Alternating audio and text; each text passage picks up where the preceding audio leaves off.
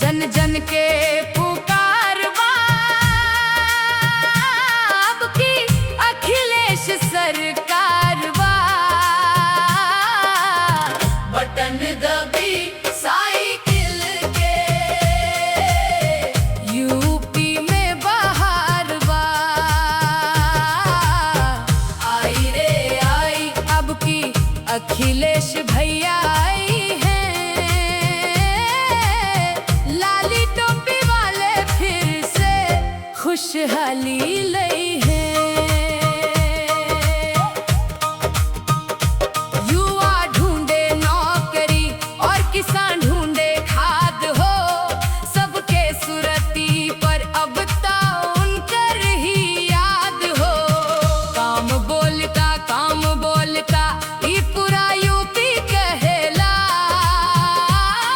अखिलेश भैया के विकास सबके दिल में रहेला।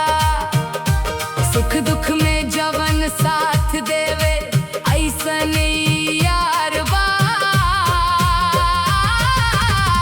बटन दबी साइकिल के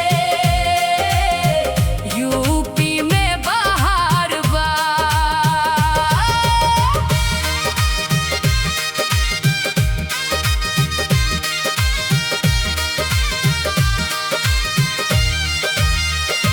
लैपटॉप एक्सप्रेस वे और पेंशन के सौगात हो।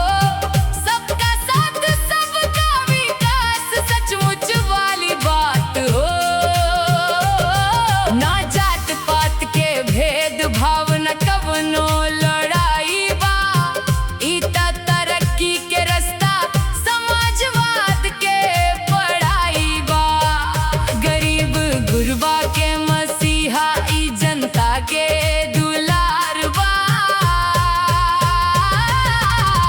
बटन दबी साइकिल के यूपी में बहार बा।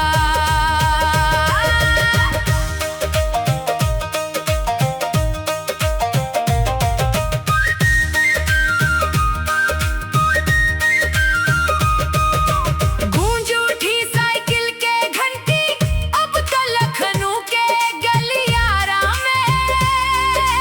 जीत के परचम लहराई हर गांव और चौबारा में।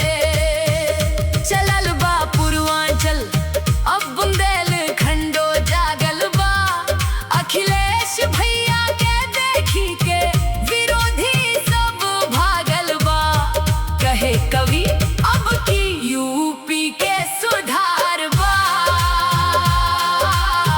बटन दबी साइकिल के यूपी में बहार बा। समाप्ति हाँ भैया दबी साइकिल के यूपी में बहार बा।